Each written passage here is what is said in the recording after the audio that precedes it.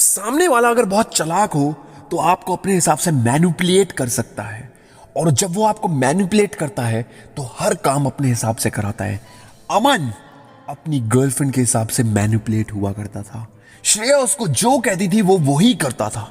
और कई बार वो उसे यही कहती थी कि तुम मुझे खुश नहीं रखते, तुम मेरा ध्यान नहीं रखते, तुम मुझसे प्यार नहीं करते, तुम मेरे से दिल वाला प्यार नहीं करते। जैसे रॉकस्टार मूवी में रणबीर कपूर करता है दिल है मुश्किल में, रणबीर कपूर करता है अनुष्का शर्मा को, उसी प्रकार वाला शिद्दतों वाला प्यार नहीं करते। तुम सूखा सूखा प्यार करते हो, कबीर सिंह वाला प्यार नहीं करते। फिल्मों ने अच्छा दीवाना बनाया होता श्रेया को, और इसी बात का उलाहना वो बार बार अमन को देती थी। अमन की लाइफ के दो ही मकसद थे, एक अपनी माँ को खुश रखना अपने पैसों से, और दूसरा अपनी गर्लफ्रेंड को। माँ उसने दरकिनारे कर दी और हर बार अपनी गर्लफ्रेंड के लिए पीछे पीछे भागता रहता। कभी उसको मूवी दिखाता, कभी उसको घुमाने लेके जाता, पूरा दिन घुमाता। अंत में आके श्रेया बोलती, तुम मुझसे प्यार नहीं करते, तुम मुझसे दिल से प्यार नहीं करते। उस दिन मैंने तुम्हें बुलाया था, तुम आए नहीं। तुम अगर मुझसे प्यार करते होते ना तो तुम आते। अमन कहता है मैं उस दिन कैसे आता, मैं काम कर रहा था। गर्लफ्रेंड कहती है तो क्या हो गया, तुम एक बारी कभी सोचना। और इसी बात को सुन के अमन घर जाके फिर दोबारा सोचने लग जाता, यार मैंने आज क्या कमी छोड़ दी जो वो मेरे को बार बार ऐसे बोल रही है, बार बार मुझे छोड़ने की बातें कर रही है। अपने दोस्तों से डिस्कस करा, अपने भाइयों से डिस्कस करा, सब कहते हैं यार इतना स्ट्रेस क्यों ले रहा है, वो तुझसे प्यार करती हो, कहीं नहीं जाएगी। अब ये बात सुन के अमन थोड़ा केयर फ्री हो गया, चलो ठीक है। एक दिन श्रेया ने साफ साफ बोल दिया अमन को, मैं तुम्हारे साथ नहीं रहना चाहती, तुम मुझसे प्यार नहीं करते, तुम मेरा ध्यान नहीं रखते। और फिर उसके बाद उसने उसके एक हफ्ते के लिए ब्लॉग पे डाल दिया। अब एक हफ्ते के ब्लॉग पे वो अपने आप को सोचे जाए कि मैंने ऐसा क्या कर दिया, क्या कर दिया, कितना गलत कर दिया।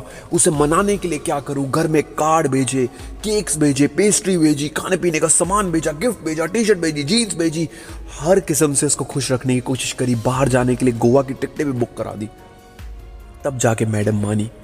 अब जब इतना सब कुछ कर लिया तब भी वो लड़की अंत में आके यही बोल देती थी गोवा से आकर भी कि तुम मुझसे प्यार नहीं करते, तुम सोचो कि तुम कितना गलत कर रहे हो मेरे साथ। अब ऐसे में अमन बहुत परेशान रहने लग गया।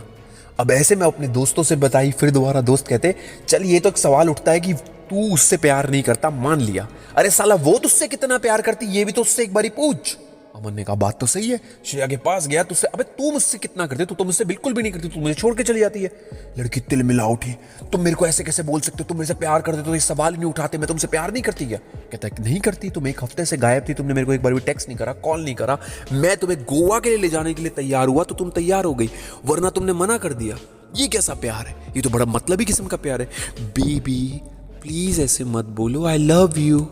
अमन ने बोला ऐसा है, अगर अब भी तुझसे शादी कर ली ना तो तुझे तो तलाक के बाद पैसा ही देना पड़ेगा, और उस पैसे को जब मैं दे रहूंगा ना तो मेरे दोस्त और मेरे भाई सब मुझ पे हंस रहे होंगे कि कैसा चूतिया हूं मैं, इतना बड़ा चूतिया जिसको पहले ही सिग्नल मिल रहे हैं, वो फिर भी मैंने उसके साथ शादी कर ली। दोस्तों एक ट्रिक अपना रही थी श्रेया, बार बार लगातार, और भोले भाले लोगों के साथ ना ये लोग अक्सर ट्रिक अपनाते हैं। आपके साथ कोई ये ट्रिक ना अपना ले, इसलिए सतर्क रहना। और ट्रिक क्या है वो आपको बताता हूं। इस मोटिवेशन वीडियो को लाइक करना बिल्कुल मत भूलना, और हमारे चैनल सिद्धि मोटिवेशन को सब्सक्राइब कर लेना। दोस्तों अक्सर लोग क्या करते हैं, हमें गिल्ट फैक्टर में डाल के सोचने पे मजबूर कर देते हैं, और उस सोच का बोझ हम लेके घूमते रहते हैं, ये सोच के कि हम सामने वाले को खो ना दें। हम ये सोचते हैं कि सामने वाला मेरे लिए कितना इंपॉर्टेंट है, और नहीं भी होता तो सामने वाला ऐसा दिमाग में डाल देता है कि भाई हम तो उसके बिना रह ही नहीं सकते। और इस सोच की वजह से, इस बोझ की वजह से हम जिंदगी में कभी आगे नहीं बढ़ पाते। एक महात्मा ने पूछा अपने सब भक्तों से कि भाई दुनिया का सबसे बड़ा बोझ कौन सा जानवर उठाता है, कौन सा इंसान उठाता है, क्या चीज उठा के बोझ चलती है। किसी ने कहा गधा, तो किसी ने कहा ऊंट, किसी ने कहा बैल, अलग अलग प्राणियों ने अलग अलग नाम बताए। अब ऐसी बात सुन के महात्मा ने कहा नहीं नहीं नहीं, इनमें से ऐसा कोई भी नहीं है। गधे, बैल, ऊंट ऊपर मंजिल तक ले जाते हैं, उसके बाद अपने वजन को फेंक देते हैं, लेकिन इंसान मन के ऊपर मरते दम तक विचारों के बोझ को लेके घूमता रहता है, और इस विचारों के बोझ को ही हम कभी भी आगे नहीं बढ़ने देते। दोस्तों एक बार एक पियोन था, बड़ा गरीब था, और वो गरीब पियोन की भी नौकरी चली गई। अब ऐसे में वो बेचारा बड़ा परेशान, मेरी नौकरी चली गई, मैं क्या करूं क्या ना करूं, कुछ समझ नहीं आ रहा। कंपनी मालिक ने कहा भाई तुझे ग्रेचुटी में 50,000 रुपए मिलेंगे। ग्रेचुटी मतलब, वो गरीब बोला ग्रेचुटी मतलब, कह रहे इतने साल काम करा है, तुझे 50,000 दे रहा हूं मैं, कुछ भी कर लियो, तेरी जिंदगी अच्छा, बुढ़ापा बीत जाएगा। ये बात सुनकर उसने कहा ठीक है 50,000 में उसने सोचा इस 50,000 को बैंक में डालूंगा क्या, ज्यादा कुछ सोचा नहीं और अपना चुपचाप एक पान की दुकान लगा डाली। पान की दुकान कुदरती बहुत अच्छी चल रही। कई बार जिंदगी भर आपकी कामयाबी नहीं आती और एकदम से आपको कामयाबी मिल जाती है। दोस्तों ऐसा होता है, यकीन मानिए, जो तारे होते हैं वो अचानक कभी काम कर जाते हैं, आपको जब पता भी नहीं होगा तब वो काम कर जाएंगे। पूरी जिंदगी आप मेहनत कर रहे हैं, अंत में आके 30, 32, 35 साल की उम्र में एकदम से तारे भागने शुरू कर देंगे घोड़े की तरह। और वही हुआ अंकल के साथ। अंकल ने कहा भाई दुकान तो सही चल रही है, और 2-3 लगा देते, और 4-5 लगाते हैं, और 15 लगाते हैं, और अपनी बीड़ी की एक फैक्ट्री भी डाली।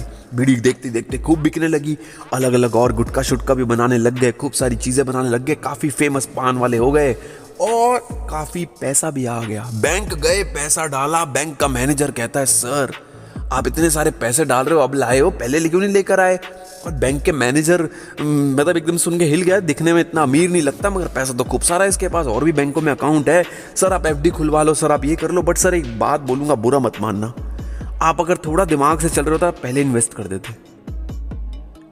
पियोन बोला अगर मैं इन्वेस्ट करता, अगर मैं किसी चीज में लगा देता तो शायद मैं बिजनेस ना करता, और अगर मैं ज्यादा सोचता तब भी मैं बिजनेस ना करता, और इतना सोच के भी अगर मैं पैसा कमा भी लेता तो उस पैसे का क्या फायदा, क्या फायदा होता उस पैसे का, कोई फायदा नहीं होता।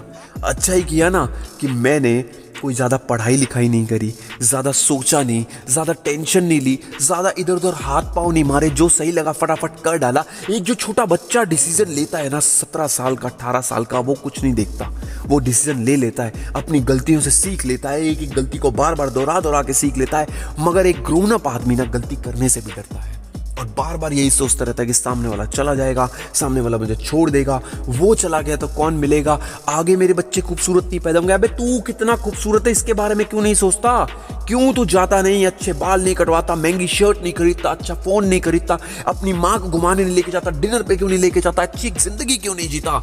ये सवाल हर उस इंसान से है जो ज्यादा सोचकर अपने आप को डिमोटिवेट करे जा रहा है। बार बार ओवर थिंकिंग, ज्यादा सोचना और बार बार एक चीज को सोचते रहने से हम अपने दिमाग को पोल्यूट करते हैं और कुछ नहीं करते, और उससे हमें कभी भी जिंदगी में कुछ नहीं हासिल हो सकता सिवाय नाकामयाबी के, बर्बादी के और अपने आप को वेस्ट करने के।